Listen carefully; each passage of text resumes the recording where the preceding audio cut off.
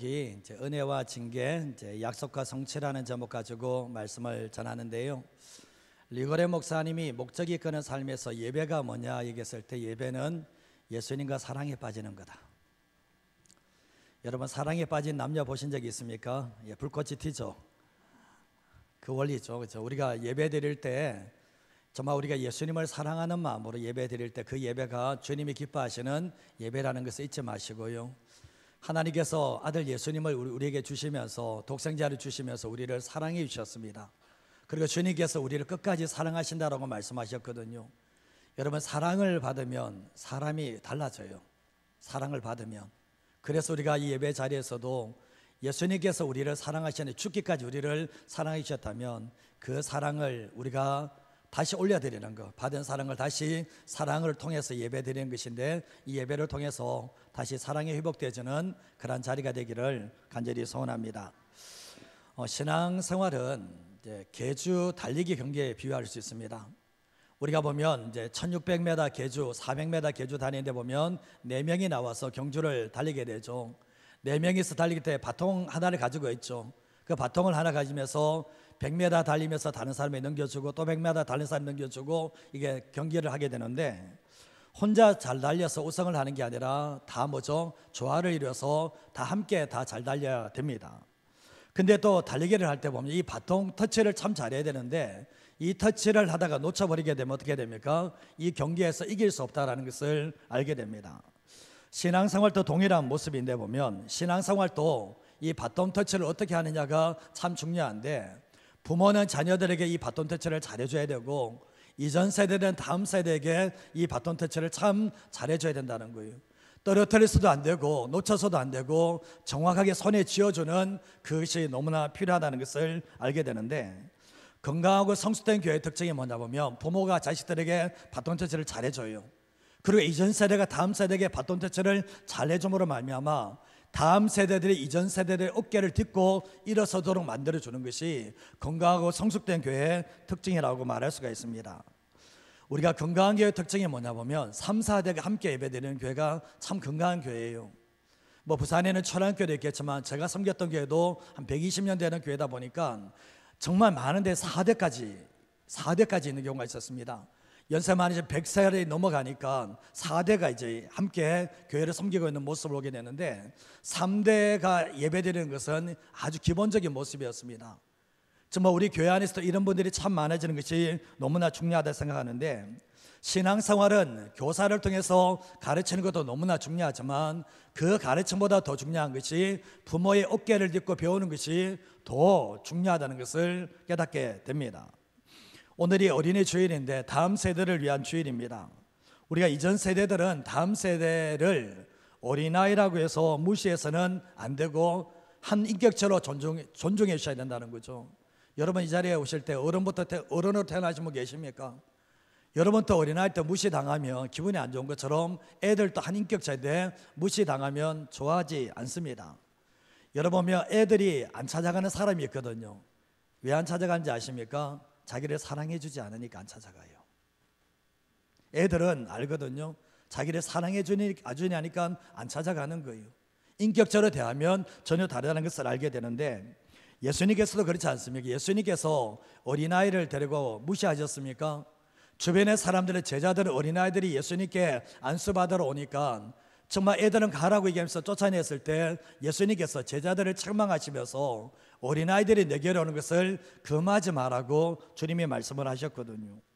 마태복음 18장 3절에서 5절 말씀에 보면 진실로 너희에게로 오노니 너희가 돌이켜 어린아이들과 같이 되지 아니하면 결단코 천국에 들어오지 못한다. 어린아이같이 되지 않으면 천국에 못 들어간다. 천국의 기전이 어린아이라는 것을 말씀하고 있고 4절 말씀에는 보면 누구든지 이 어린아이와 같이 자기를 낮추는 사람이 천국에서 큰 자다 얘기하고 있잖아요.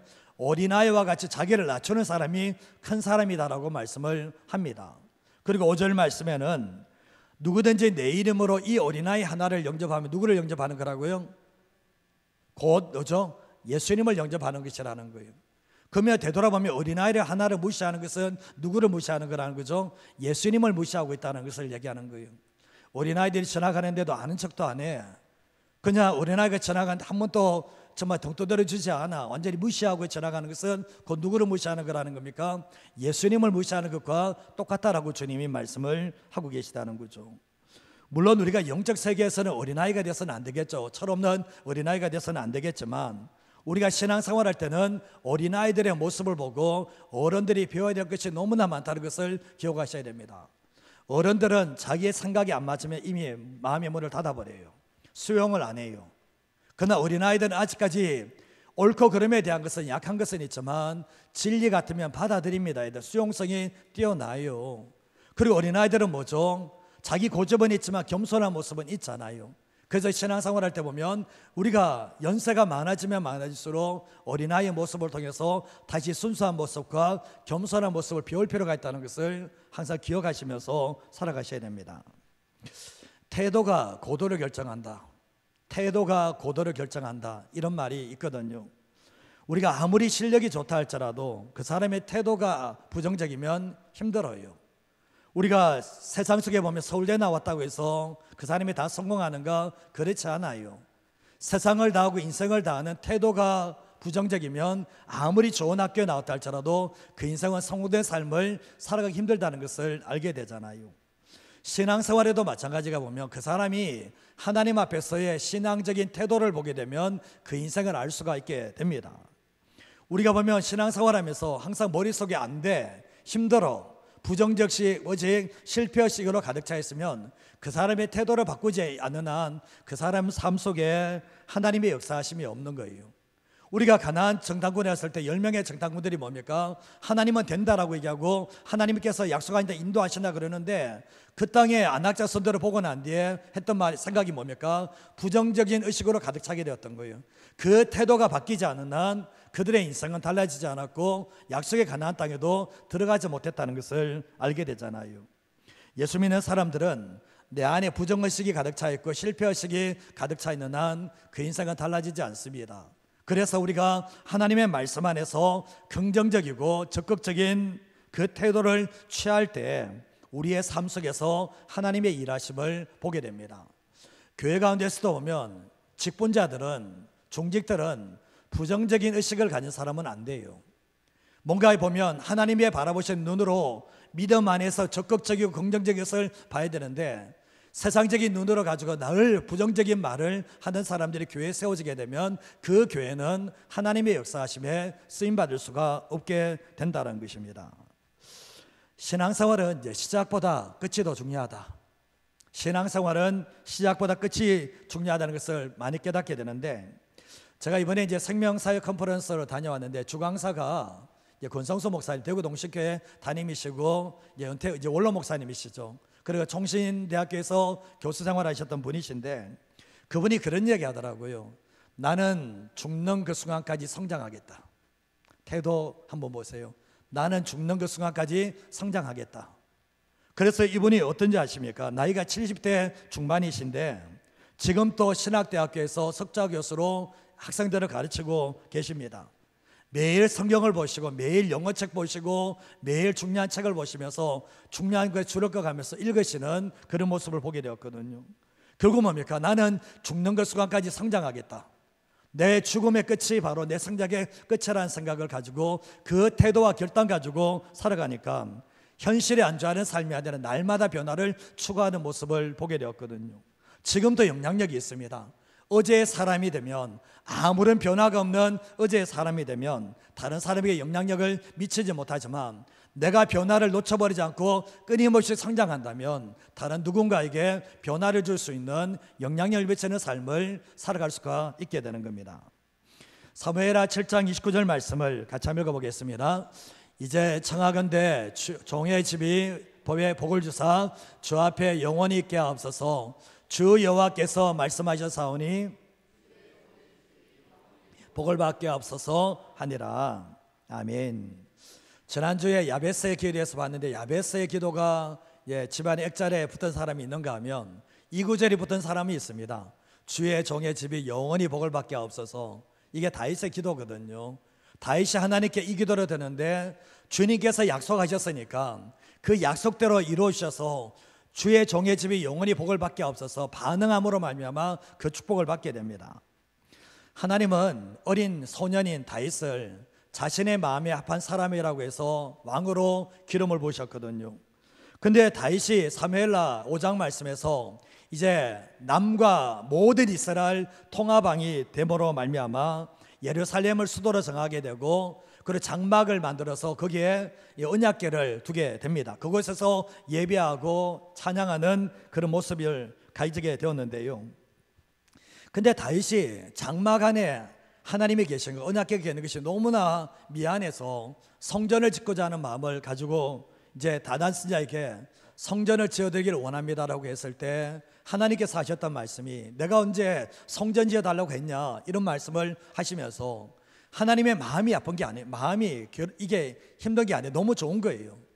부모님들이 자식들이 어버이날 뭐 선물 갖다 주면 내가 이런 거 가지고 오라고 했냐 이러면서 속으로는 어떻습니까? 좋잖아요. 그런 것 하나님께서도 마찬가지입니다. 성전을 지어준다 그러니까 너는 전쟁에 피를 많이 했어서 안 되지만 하시면서 하나님이 약속하신 게 뭐냐 보면, 내가 너의 마음을 알고 내가 너 집 지어줄게, 너 집 지어줄게 하면서 너의 가문에 왕위가 끊어지지 않아지도록 해주겠다라고 말씀하시면서 자자손손 축복해 주시는 역사가 있었는데, 이 다윗의 손으로 누가 오셨는가? 왕중의 왕이신 예수님이 이 땅에 탄생하신 일들이 일어나게 되었습니다. 근데 성경 말씀에 보면 나를 사랑하고 나의 계명을 지키는 자에게는 몇 대까지 복을 주신다고 하셨습니까? 1000대까지 복을 준다고 말씀하셨거든요. 실제적으로 다윗이 한 사람이 하나님을 향한 그 마음 가지고 하나님의 성전을 짓고자 했을 때 진짜 1000대까지 은혜가 베풀어지는 놀라운 역사가 일어나게 되었던 거죠. 근데 아들 이제 솔로몬이 왕이 되고 난 이후에 나라가 이제 두 조각되기 시작합니다. 솔로몬이 하나님을 잘 섬겨야 되는데 잘 섬기지 못함을 해서 나라가 두 조각 나게 되는데, 북쪽 북이스라엘과 남유다로 갈려지게 됩니다. 북쪽에는 10개의 지파가 있고 남쪽에는 2개의 지파로 나눠지게 되었는데, 이 정통성은 2개의 지파인 남유다에 있게 되었습니다. 근데 이제 나중에 북이스라엘은 BC 722년에 아수르에 멸망을 하게 되고, 그리고 남유다는 BC 586년에 아수르를 무너뜨리던 바벨론에 멸망하는 일들이 일어나게 되었습니다. 멸망을 당하면서 정말 이 유다 백성들이 포로로 끌려가고 시리아는 두 눈 다 뽑히고 쇠사슬에 묶여서 끌려가는 그러한 일들이 일어나게 되었습니다.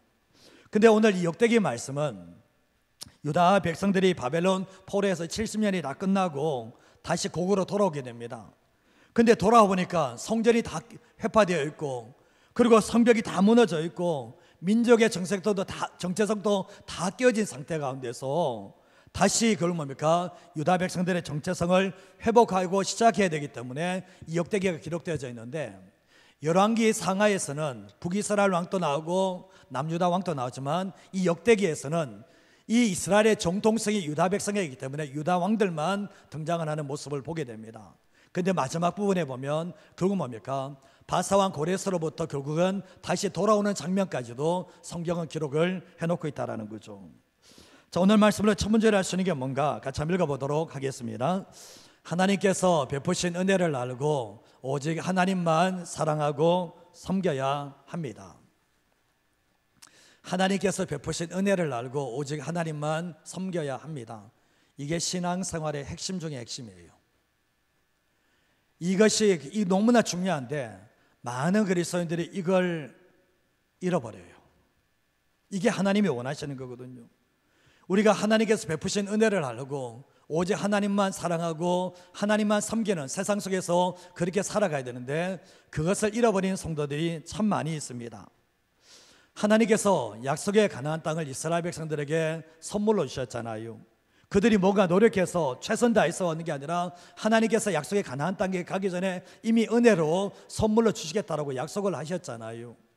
근데 광야 40년의 혹독한 훈련을 받고 들어와서 약속의 가나안 땅에 왔는데 하나님이 원한 게 뭐였습니까? 오직 나만 사랑하고 나만 섬기는 삶을 살아라, 이 말씀을 하셨거든요. 그러나 이스라엘 백성들이 실패한 게 뭡니까? 이걸 실패해버린 거죠. 하나님의 은혜로 약속의 가나안 땅에 들어왔는데 하나님 사랑하는 거 놓쳐버리고 하나님 섬기는 거 놓쳐버리고 우상 숭배하고 불순종함으로 말미암아 약속의 가나안 땅에서 쫓겨나는 일들이 일어났다는 것을 알게 됩니다. 우리의 삶을 살아갈 때도 마찬가지지 않습니까? 하나님이 주신 축복에 매여서 축복을 주시는 하나님을 놓쳐버린다는 거예요. 참 놀랍게도 보면 하나님께서 은혜로 우리의 삶에 모든 것을 주셨으면 하나님을 더 사랑하고 하나님을 더 잘 섬겨야 되는데, 문제가 뭐냐 보면 그런 축복을 받았는데 축복은 움켜쥐려고 하면서 하나님을 놓쳐버리는 그런 어처구니 없는 삶을 살아갔던 것이 바로 이스라엘 백성들의 모습이었다는 것을 알게 되는 거예요. 예레미야 17장 5절에서 8절 말씀 보시면 여호와께서 이와 같이 말씀하시니라. 무릇 사람을 믿으며 육신으로 그의 힘을 삼고 무엇이요? 마음이 여호와에게서 떠난 그 사람은 뭘 받는다고요? 저주를 받을 것이라. 이 자리에서 조시는 분들은 다 하나님께서 마음이 떠난 사람이에요. 그분들은 보면 마음이 여호와에게서 떠난 그 사람은 뭐라고 한다고요? 저주를 받는다라고 말씀을 합니다. 그리고 6절 말씀을 보시면 뭐라고 하시는, 그는 사막의 떨기나무 같아서 좋은 일이 오는 것을 보지 못하고 광야 간조한 곳 건건한 땅 사람이 살지 않는 땅에 살게 될 거다라고 말씀을 하고 계시거든요. 보면 마음이 여호와에게서 떠난 사람들은 좋은 일이 오는 것을 보지 못한다. 그리고 사람이 살지 않는 땅, 아무도 없는 곳에 살게 된다, 이런 말씀을 하고 있죠. 사람의 축복이 없다는 거예요, 그 사람에게는. 그리고 7절 말씀을 보시면 그러나 무릇 여호와를 의지하며 여호와를 의뢰하는 그 사람이 뭡니까? 마음이 여호와께서 떠나지 않는 사람이에요. 항상 마음이 여호와께 붙어있는 그 사람은 뭐죠? 복을 받게 되는데 8절 말씀에 보면 그는 물가에 심어진 나무, 시편 1편 말씀하면 시냇가에 심겨진 나무가 되어서, 시냇가에 심겨진 나무는 그 시냇가에 그래도 말라도 그 밑에 보면 물의 근원이 있거든요. 거기에서 계속해서 물이 옴으로 말미암아 어떻게 됩니까? 아무리 가뭄 때에도 정말 걱정이 없고 결실이 그치지 않는다라고 분명히 말씀을 하고 있는 거예요. 정 말씀하시면 뭡니까? 마음이 하나님께 떠나지 않는 사람들은 하나님이 책임져 주시는 삶을 살게 된다라고 말씀을 합니다. 역대하 36장 17절 말씀을 보시면 하나님이 갈대아 왕의 손에 그들을 다 넘기심에 그가 와서 그들의 성전에서 칼로 청년들을 죽이며 청년 남녀와 노인과 병약한 사람들을 긍휼히 여기지 아니하였다라고 말씀합니다. 이 바벨론 포로로 잡혀가는 장면을 말하는데, 바벨론이 강해서 유다 백성이 졌습니까? 그렇게 얘기하시면 성경이 잘못 보이는 거예요. 하나님이 갈대 왕 바벨론 왕의 손에 누구를 넘기셨습니까? 유다 백성들을 다 넘기셨다는 거예요. 전부 다 넘기셨다라고 분명히 말씀을 하는데, 하나님께서 뭡니까? 팔아버리셨다라고 말씀을 하고 있는 거예요. 근데 그가 와서 어떻게 합니까? 성전에서 칼로 청년들 죽여버리고 청년 남녀와 노인과 병약한 사람들을 긍휼히 여기셔야 돼. 긍휼히 여기지 않고 다 죽이는 일들이 일어나게 되었거든요. 근데 18절에서 20절 말씀에도 보면 하나님의 전에 대소 그릇들, 여호와의 전에 보물들, 왕과 백성들의 보물들을 다 바벨론으로 가져갑니다. 그리고 하나님의 전을 불사르고 예루살렘의 성벽 헐러버리고 궁실 불살라버리고 모든 귀한 그릇들을 다 부숴버립니다. 그리고 칼에서 살아남은 자를 바벨론으로 잡아갑니다. 정말 이게 좋은 사람들은 다 데려가고 쓸만한 사람 다 데려가고 그 예루살렘 땅에는 정말 병약한 사람들만 남아있는 일들이 있게 되는데, 언제까지? 바사국이 통치할 때까지 70년 동안 바벨론 땅에서 노예 생활했다는 것을 분명히 말씀하고 있습니다. 왜 이렇게 됐을까요? 왜 이렇게 됐을까요? 하나님께서 은혜로 가나안 땅에 줬는데 거기서 쫓겨나되 성전 다 무너지고 성벽 다 무너지고 다 왜 이렇게 됐을까요? 주님께서 그저 뭐죠? 하나님만 사랑하고 하나님만 섬기는 것을 놓쳐버렸기 때문에 그들에게 계신 축복이 바로 도리어 저주로 바뀌어버리는 일들이 있게 되었던 거예요. 성경 말씀 열왕기 9장 6절에서 7절 말씀을 한번 읽어보겠습니다. 만일 너희나 너희의 자손이 아주 돌아서서 나를 따르지 아니하며 내가 너희 앞에 둔 나의 계명과 법도를 지키지 아니하고 가서 다른 신을 섬겨 그것을 경배하면 내가 이스라엘을 내가 그들에게 준 땅에서 끊어버릴 것이요 내 이름을 위하여 내가 거룩하게 구별한 이 성전이라도 내 앞에서 던져버리니 이스라엘의 모든 민족 가운데서 속담거리와 이야기거리가 될 것이며. 이 말씀은 솔로몬이 성전을 건축하고 난 뒤에 봉헌 기도를 올려드립니다. 그때 하나님이 나타나셔서 하신 말씀이 뭡니까? 너희와 너희 자손이 아주 돌아서서 6절 말씀에 아주 돌아서서 나를 따르지 않으며 나의 계명과 법도를 지키지 않고 우상 숭배를 하게 되면 어떻게 된다고요? 내가 이스라엘을 내가 그들에게 준 땅에서 끊어버린다. 그리고 뭐죠? 내 이름을 위해서 구별된 성전이라 할지라도 내 앞에서 던져버린다. 그리고 이스라엘 백성들은 속담거리와 이야기거리가 된다라고 말씀을 하셨는데, 이미 주님은 말씀을 하셨습니다. 너희가 나만 사랑하고 나만 섬기는 건 놓쳐버리면 성전도 불타게 되고 모든 게 다 끝난다라고 말씀을 하셨는데, 결국 뭡니까? 그들이 하나님을 놓쳐버림으로 말미암아 속담거리가 되고 이야기가 되고 예언 그대로 이루어지는 역사가 일어나게 되었던 거예요. 역대하 12장 1절 말씀을 보시면 로밤의 나라가 견고하고 세력이 강해짐에 어떻게 됩니까? 주님도 잘 섬겼습니까? 그가 여호와의 율법을 버리고 온 이스라엘이 그 죄를 본받았다라고 말씀을 합니다. 그리고 역대하 18장 1절 말씀에 보면 그래도 하나님을 잘 섬겼던 여호사밧 왕인데 여호사밧이 부귀와 영광을 크게 떨쳤고 그 다음에 뭐죠? 아합 가문과 혼남으로 인척 관계를 맺었다. 이 아합 왕은 하나님이 가장 싫어하는 왕 중에 한 명이에요. 우상 숭배 이세벨 데려오고 했던 그 이세벨이 아내고 이런데 이 가문과 결혼함으로 통해서 정말 속수무책으로 내리막길 들어가는 그러한 일들이 일어나게 되었던 거예요. 보면 우리가 방심하면 안 된다는 것이 정말 하는 것이 뭐냐 보면 내가 주님 잘 섬기고 하나님의 영광 누리고 하나님의 축복 누렸지만 어느 순간에 그 마음이 주님에서 멀어지는 순간부터 하나님의 주신 축복에 초점을 두는 순간부터 이렇게 화장창 내려가는 이 모습을 보게 됩니다. 심지어 우시아 왕은 제사장이 제사를 드리는데 자기가 제사를 드다가 문둥병에 들어버리는 그런 일들이 있었는데 삶이 형통할 때 저질렀던 죄가 바로 그 죄였다는 것을 알게 되는 거예요. 결국 뭡니까? 마지막 유다 들어갈 때는 속수무책으로 막 내리막길 치는 이런 모습을 보게 되거든요. 한번 되돌아보십시오. 하나님께서 그들에게 뭐 잘못해 준 게 있습니까?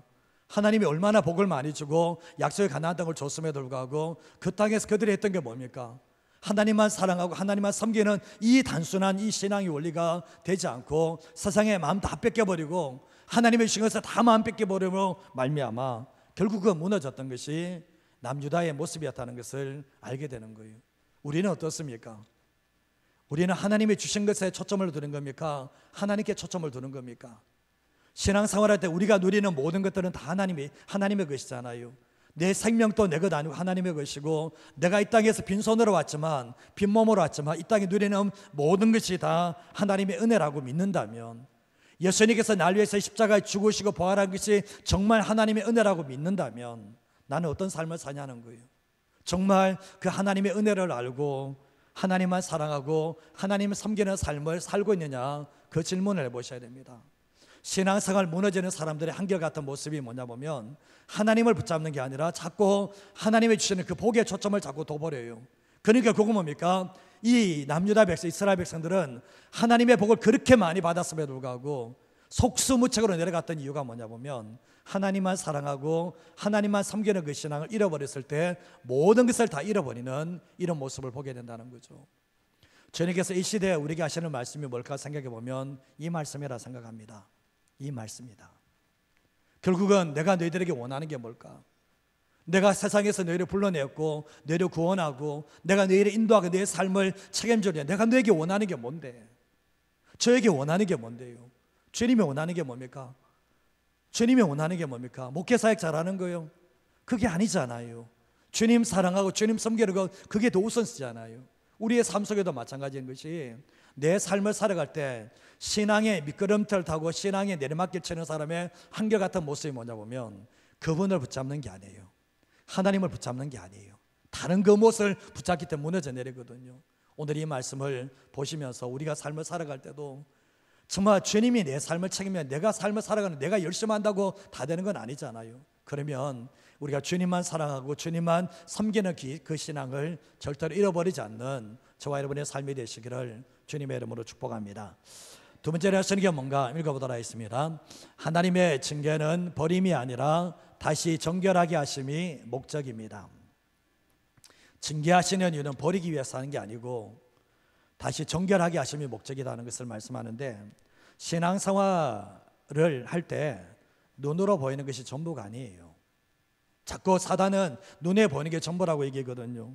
사울이 왕의 자리에 앉고 모든 부귀와 영화를 다 누리고 있을 때 하나님이 하셨던 말씀이 있습니다. 내가 그를 버렸노라. 사울이 왕의 자리에서 모든 것 다 누리고 부귀 영화 다 누리고 있는데 주님이 사무엘에게 하셨던 말씀이 뭐냐 보면 내가 그를 버렸다라고 또 말씀하셨습니다. 이 말씀이 뭐냐 보면 눈에 보이는 것으로 그 사람을 판단하기 힘들고, 그리고 그 삶이 그 사람의 신앙을 말하는 것은 아니라는 것을 얘기하는 거잖아요. 사울이 버림받는 이유는 단순합니다. 그 자리에 누가 올려준 겁니까? 사울이 탁월해서 그 자리에 올라갔습니까? 아니잖아요. 하나님의 은혜로 올라갔잖아요. 그러면 하나님의 은혜를 알고 하나님만 사랑하고 하나님만 섬기는 것에 실패하니까 결국은 뭡니까? 결국은 그 자리에서 내려올 수밖에 없었던 거죠. 근데 결국은 뭡니까? 하나님께서는 계속해서 회개의 기회를 주셨습니다. 돌아서지 않아요. 회개의 기회를 돌아서지 않으니까 결국 버림을 받게 되는데, 하나님은 여기까지 가는 것을 원하지 않았습니다. 우리의 삶도 한번 되돌아보셔야 될 때, 잘 될 때 조심하시고 교만하지 않도록 조심하셔야 되고, 삶이 힘들고 어려울 때 삶을 보실 때 내 삶의 힘든 모습만 보지 마시고, 과거의 믿음의 선배들은 내 삶이 힘들고 어려울 때 내가 하나님 앞에 잘못된 건 없나, 내가 하나님 앞에 죄진 건 없나, 이거 먼저 살폈거든요. 내가 하나님의 잘못해서 징계받는 건 아닌가, 이걸 먼저 살폈거든요. 그래서 하나님 앞에 자기를 올바르게 세울 때 다시 삶도 회복되어지는 하나님의 역사가 있었다는 것을 알게 됩니다. 히브리서 12장 5절과 6절 말씀 한번 읽어볼까요? 또 아들들에게 권하는 것 같이 너희에게 권면하신 말씀도 잊었도다. 일렀으되 내 아들아 주의 징계하심을 경히 여기지 말며 그에게 꾸지람을 받을 때 낙심하지 말라. 주께서 그 사랑하시는 자를 징계하시고 그가 받으시는 아들마다 채찍질 하심이라 하였으니. 부모가 자식 안 때리는 부모가 있나요? 그만큼 자녀들이 말 잘 들어요? 우리가 하나님 앞에서 그렇게 말 잘 듣습니까? 제가 그렇게 말 잘 들어요? 아닙니다. 하나님께서는 뭡니까? 정말 내 아들아 주의 징계하심을 경히 여기지 말라는 거예요.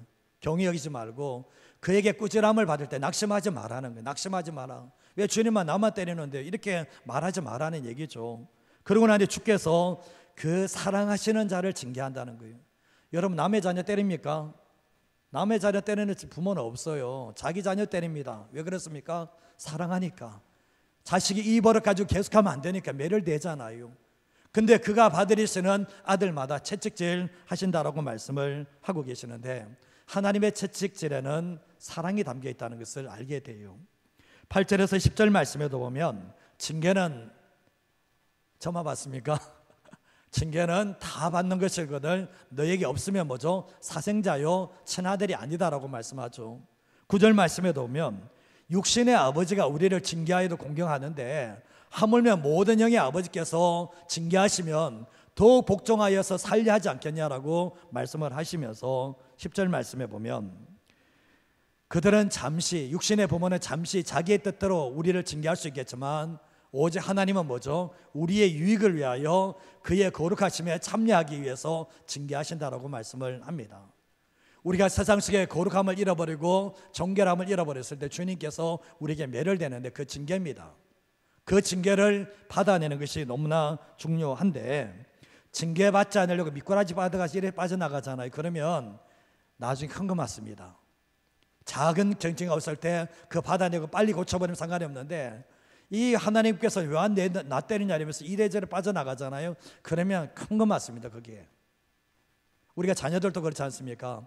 그러나 매 잠시 맞고 돌이키면 부모 더 이상 매 안 되잖아요. 근데 미꾸라지 빠져나가시 싹싹 빠져나가면서 계속 거짓 하다가 어떻게 됩니까? 이제 박살나죠. 부모의 그럴 때가 있잖아요. 그러고 똑같습니다. 사실은 11절 말씀 한번 읽어보겠습니다. 무릇 징계가 당시에는 즐거워 보이지 않고 슬퍼 보이나 후에 그로 말미암아 연단받은 자들은 의와 평강의 열매를 맺느니라. 징계받는데 즐거운 사람이 어디 있어요? 징계받는데 기뻐하는 사람 어디 있어요? 슬픕니다. 그러나 이 징계로 말미암아 연단을 받은 사람들은, 이 징계를 잘 받아낸 사람들은 의라는 것은 하나님과의 올바른 관계를 맺어나가며 이 평강의 열매를 삶 속에서도 평강이 있고 내 마음속에도 평강의 열매를 맺게 된다라고 말씀을 하고 있는 거예요. 예레미야 31장 31절에 33절 말씀을 보시면 여호와의 말씀이다. 내가 이스라엘 집과 유다 집에 새 언약 맺겠다라고 말씀하시면서 이 언약은 과거 조상들의 손을 잡고 애굽 땅에서 인도하여 내던 날이 맺은 것과 다르다는 거예요. 내가 그들의 남편이 되었어도 그들은 내 언약을 깨뜨렸다라고 말씀을 하시면서 33절 말씀 같이 한번 읽어보겠습니다. 그러나 그날 후에 내가 이스라엘 집과 맺을 언약은 이러하니 곧 내가 나의 법을 그들의 속에 두며 그들의 마음에 기록하여 나는 그들의 하나님이 되고 그들은 내 백성이 될 거라 여호와의 말씀이니라. 새 언약을 맺는데 과거와는 다릅니다. 나의 법을 그들 안에 두고 그들의 마음에 기록하겠다라고 말씀을 하고 있는데 그건 뭡니까? 하나님은 이 징계를 통해서 어떻게 합니까? 이스라엘 백성들을, 유다 백성들을 정결하게 거룩하게 만들겠다라고 말씀을 하고 있는 거예요. 에스겔 36장 24절에서 26절 말씀에도 보면 똑같은 말씀입니다. 내가 너희를 여러 나라 가운데서 인도하여 냈다.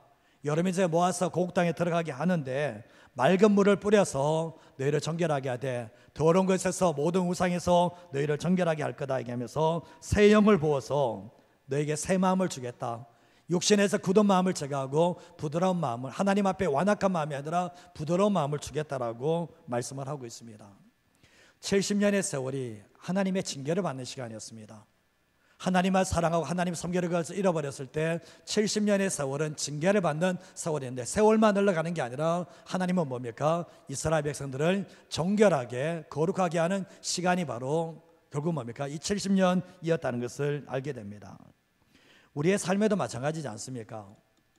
하나님께서 우리의 삶에 징계가 없습니까? 징계 있습니다. 제가 일부 때 그런 설교했거든요. 이 자리에서도 지금 징계를 받고 있는 사람이 있습니다. 그랬어요. 이 자리에도 징계를 받고 있는 사람, 누가 봐도 저 사람은 징계받고 있다. 그게 보이거든요. 사실은 안 보일 수가 없어요. 근데 그 징계 속에서 어떻게 해야 됩니까? 징계 속에서 하나님 우리를 버리는 것이 징계의 목적입니까? 여러분 자녀들에게 매댈 때 자녀들 버리려고 매댑니까? 그게 아니잖아요. 자녀를 거룩하게 만들고 정결하게 만들려고 부모가 매를 대는 것처럼 하나님께서 이스라엘 백성들에게 원하는 게 뭐냐 보면 내가 너에게 매를 대는 것은 하나님의 백성답게 살아가라고, 정결하고 거룩하게 살아가라고 매를 된다라고 말씀을 하고 있는 거죠. 신약 시대에는 새 영을 보세요. 우리의 힘으로 안 되니까 성령님이 우리 안에 오시죠. 성령님이 우리 안에 계시면서 성령님을 통해서 우리가 뭡니까? 우리를 거룩하게 하시고 정결하게 하시는 하나님의 역사가 있게 되는 거예요. 그런 의미 속에 하나님의 징계는 뭐죠? 끝이 아니라는 거죠. 그 징계는 뭡니까? 새로운 시작을 알리게 되는데 문제는 뭐냐 보면 그 징계를 받아내야 된다는 거예요. 그 징계를 피하려고 하기보다는 그 징계 속에서 다시 하나님께로 돌아가고 하나님만 사랑하고 하나님만 섬기는 삶을 살아갈 때 그 징계가 끝이 나게 하시는 하나님의 역사가 있다는 것을 기억하시길 바랍니다. 혹여나 징계를 받고 계십니까? 괜찮습니다. 징계 안 받는 사람 어디 있어요? 그러나 그 징계의 목적을 아셔야 됩니다. 징계가 나를 버리려고 주님을 징계를 주시는 게 아니라 내가 뭔가 지금 하나님과 코드가 안 맞고 하나님과 털렸기 때문에 그건 뭡니까? 그것을 고치려고 징계가 따라온다는 것을 잊어버리지 마시고 내 삶 속에 뭔가 삶이 하나님의 임재가 느껴지지 않고 뭐가 다 맞기 듯한 느낌이 왔다고 생각했을 때는 그때 되돌아보십시오. 내가 뭐가 문제인가? 되돌아보시고 다시 하나님께 돌아갈 때 우리의 삶을 회복시키시는 은혜가 있다는 것을 기억하시길 바랍니다. 자, 마지막 한 가지만 더 말씀드리겠습니다. 같이 읽겠습니다. 사람은 하나님의 약속을 잊어도 하나님은 신실하시기에 잊지 않고 회복시키십니다. 이게 하나님의 선하심이에요. 어제 이제 홍금자 권사님하고 이렇게 대화 중에 나왔던 얘기입니다. 제가 가끔 설교를 할 때 이제 우리 권사님께서 제가 금요일날 설교를 하던 날 설교를 들으실 때 제가 가끔가다 조시는 분들에 대해서 얘기하는 걸 얘기를 하시더라고요. 제가 이제 금요일날 또 했습니다. 이렇게 앞에서 조시는 분들은, 요 중간에서 조시는 분들은 제가 이렇게 이름을 가끔 부릅니다. 사실은 이름을 부르거든요. 이 부르면 이제 권사님께서 그런 이야기 하시거든요. 이제 어느 친구분하고 이야기하시는지 모르지만 이제 그 이야기 하니까 너희 목사님 강큰해. 지금 어떤 시대라고 지금 성도 좋다고 지금 이야기를 하고 이렇게 하냐고 그 얘기를 하셨다고 그러더라고요. 제가 들으면서 생각했던 게 뭐냐면 제가 못할 이유가 뭐가 있을까 생각도 해보고요. 제가 오늘 1부 때 했습니다. 1부 때 했는데 이거를 또 옮기려고 그런 거 있지만 저는 이제 원로 목사님을 참 존경하지만 원로 목사님도 예배자 맞으시죠? 원로 목사님이 과거에 예배 시간 좋으시면 여기서 강단을 쳤다는 얘기가 제게 솔솔하게 들어오더라고요. 그러면 저도 마찬가지예요. 제가 원로 목사님 예배 시간에 졸고 계시면 제가 깨워야 됩니까? 그냥 둬야 됩니까? 당연히 깨워야죠. 당연히 깨워야죠. 제가 당연히 깨워야죠. 선배님이시만 예배 드리는 때는 성도 아닙니까? 저도 성도고 제가 설교하면서 졸고 있으면 어떡하실래요? 똑같은 원리 아닙니까? 저는 여러분이 싫어서 그런 거 아닙니다. 제가 싫으면 안 깨웁니다. 제가 보시면 아시겠지만 이쪽 동네에서 주무시는 분 안 깨웁니다. 여기에서 주무시는 분 잘 안 깨워요. 거의 놔둡니다. 사실은 뭐. 그래서 우리 권사님이 그분도 조시는데 왜 그분은 안 깨우냐는 거예요. 처음 오신 분 성도님 제가 안 부릅니다. 절대로 안 깨워요. 솔직하게 푹 주무세요. 제가 안 깨웁니다. 거의. 근데 집사님도 되셨고 중직자가 되셨고 뭐 이러신데 조시면 저 얄짤 없습니다. 저는 사실은. 제가 그분이 싫었어요? 아니요. 예배자리입니다. 예배자리. 그래서 저는 그래요. 그분이 시험 들었다. 시험 들으라는 거예요. 제가 그렇게 그런 마음을 한 게 아닌데 정말 예배 시간에 성도님들이 정말 주님 사랑하고 예배 드리는 자인데 몸이 피곤해서 한두 번 주무시는 거 제가 깨우든가요? 안 깨웁니다. 사실은. 이 얘기가 길어졌네요. 근데 보면 제가 뭐냐 보면 그 자세와 태도가 문제예요. 보면 말씀이 우리가 이 설교 들 때 말씀 시간이 얼마나 중요하냐 보면 하나님의 말씀을 내 새기는 거거든요. 그리고 이 하나님의 말씀이 듣고 깨달아지고 변화되지 우리 인생이 달라지는 문제거든요. 그래서 말씀을 전합니다. 예레미야 29장 10절에서 11절 말씀을 보시면 여호와께서 이와 같이 말씀하시는데 바벨론에서 몇 년요? 70년이 차면 내가 너희를 돌보고 나의 선한 말을 내게 성취하여 너희를 이곳으로 돌아오게 해주겠다. 그리고 뒤에 말씀은 여호와의 말씀이다. 너희를 향한 나의 생각을 내가 내 평안이요 재앙이 아니다. 이 가는 거 재앙 아니라는 거예요. 그러면서 내가 너에게 미래와 희망을 주는 거라고 주님이 말씀을 하고 있거든요. 예레미야를 통해서 이미 70년이라고 예언을 하셨습니다. 근데 이스라엘 백성들은 뭡니까? 유다 백성들은 70년 전에 까마득하게 잊어버린 70년이 짧다면 짧고 길다면 기는데 하나님이 약속하신 게 70년인데 기억을 못하고 있는 거예요. 근데 누구는 기억하십니까? 하나님은 기억하고 계시다는 거예요. 그래서 결국은 뭡니까? 다니엘은 뭐죠? 예레미야의 입을 통해서 하셨던 그 말씀을 깨닫게 되면서 하나님께서 이걸 이뤄달라고 기도하는 사람이 되게 됐던 거죠. 왜냐하면 하나님은 거짓말하지 않으시니까. 역대하 36장 21절에 23절 말씀에도 보면 토지가 황폐하여 땅이 안식년을 누린 같이 안식하여 70년을 지냈으니 여호와께서 예레미야의 입으로 하신 말씀이 어떻게 해요? 이루어진 거예요. 70년. 그리고 22절 말씀에도 보면 바사의 고레스 왕 연년에 여호와께서 누구의 입으로요? 예레미야 입으로 하신 말씀을 이루시려고 여호와께서 바사는 페르시아거든요. 바사의 고레스 왕의 마음을 어떻게 해요? 감동시켜 움직이셨다는 거예요. 들어올리는 거예요. 정말 이 이방 왕인데 정말 어느 누가 봐도 이 상황 가운데서는 돌아갈 길이 없는데 하나님은 누구를 찾아가십니까? 바사 왕 고레스를 찾아가서 마음을 움직여버립니다. 감동을 줘버려서 나라에 공포도 하고 조서도 내리는데 23절 말씀을 보시면 바사 왕 고레스가 이같이 말하는데 하늘의 신 여호와께서 세상 만국을 내게 주셨고 나에게 명령하여 뭐라는 겁니까? 유다 예루살렘에 성전을 건축하라고 하셨다. 그래서 너희 중에 그의 백성된 자는 다 올라갈지어다. 너희 하나님 여호와께서 함께 하시기를 원한다라고 이렇게 선포하는 모습을 보게 됩니다. 깜짝 놀랐을 겁니다. 우리의 인생이 이 포로 삶은 끝이 없을 거라 생각하고 더 이상 해답이 없고 우리가 이길 수 있는 힘도 없는 그런 상황 가운데서 한 사람을 변화시켜버립니다. 한 사람을 이렇게 뭐냐 보면 바벨론을 무렸던 그 페르시아 왕을 변화시킴으로 말미암아 다시 돌아가도록 만들어졌던 것이 하나님의 역사였던 것입니다. 결국 뭡니까? 어느 왕이 자신의 포로된 사람은 아무런 조건 없이 내준단 말입니까? 그럴 수는 없거든요. 그렇게 하진 않아요.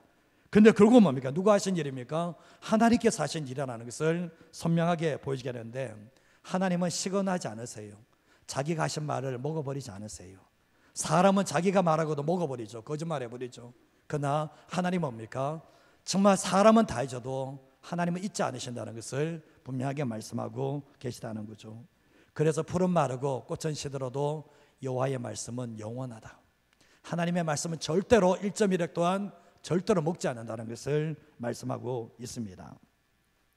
그때 우리가 신앙생활할 때도 기억하셔야 될 것이, 우리가 정말 사람의 말 따라가지 마시고 주님의 말씀을 끝까지 붙들고 삶을 살아갈 때 그 약속이 우리의 삶에 성취되어지는 하나님의 역사가 있게 될 줄 믿습니다. 이제 마지막 이제 예화하고 마치겠는데요. 배우 오정세 씨 아시죠? 오정세 씨 아시죠? 그 오정세 씨가 이제 초등학교 6학년 때, 국민학교 6학년 때 와이프를 만났대요. 초등학교 6학년 때 와이프를 만났는데 19년 동안 이 여자와 사귀었는데 3개월 동안 다퉈서 틀어진 것 외에는 19년 동안 이 여자만 바라보고 이 여자만 첫사랑이고 결혼을 하고, 지금 또 이제 결국 뭡니까? 애 키우면서 이 한 여자밖에 몰랐다, 얘기를 하더라고요. 보면 초등학교 6학년 때 만났는데 19년 동안 사귀고 19년 동안 사귀고 이 여자와 결혼했는데, 뭐 이렇게 오정세 씨가 밖으로 불러내니까 그 이제 배우자 됐던 그 아내 됐던 그 와이프가 왜 뭐 결혼하자고 그래서 결혼했다는 거예요. 그래서 했는데 19년 동안 그 마음이 변치 않았다는 거예요. 그리고 결혼해서 지금까지 변하지 않았는데, 사람도 이런데 아무래도 자기 아들 독생자 죽심이까지 우리를 사랑하시는데 우리는 뭡니까? 정말 사람 사랑받고 이렇게 변하지 않는 이 마음이 있는데, 우리는 뭐죠? 돌아서면 하나님 놓쳐버리고 잃어버리고 이렇게 삶을 살아갈 때가 많이 있는 거죠. 저는 그렇게 들으면서 자존심 상하더라고요. 내가 지금 목회자이기보다는 참 한 사람의 여자를 사랑할 때 이렇게도 사랑하는데 주님께서 우리에게 모든 것 다 줘도 이게 안 된다는 말인가, 이런 생각이 참 많이 들더라고요. 정말 유튜브에 보니까 시골 교회에서 이런 청년들이 있더라고요.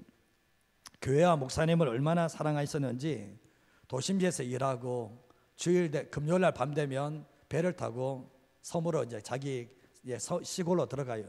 배를 타고 건너가야 돼요. 배 타고 들어가서 이제 금요일 밤에 들어가서 주일날 모든 사역 다 마치고 이제 다시 배를 타고 다시 도심지에 나와서 다시 직장으로 가는 거예요.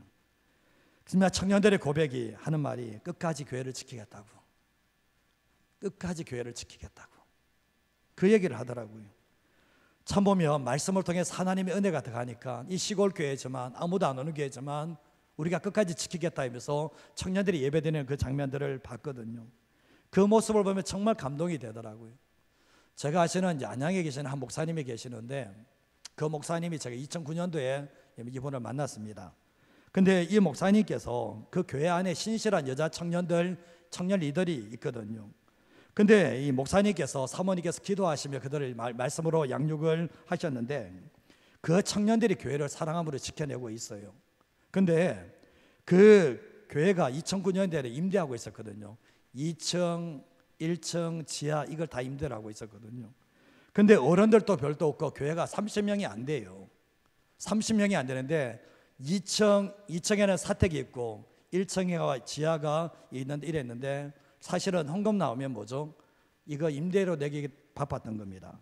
근데 그 청년들이 있는데, 여자 청년들이 있는데 그들이 직장에 가서 월급을 탑니다. 그 월급을 타고 난 뒤에 11조로 드리게 됐죠. 그러고 난 뒤에 그들이 월급을 타서 30%를 떼서 목사님 사례비를 주는 거예요. 그래서 그 당시 때 2009년도에 목사님 사례비가 300이 넘었어요. 그 자매들이 준 거예요.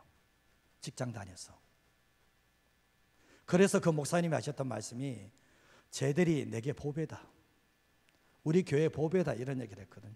어느 누구와도 바꾸지 않는다, 이런 얘기를 하는 얘기를 제가 들었습니다. 신앙교육을 참 제대로 받았다구나.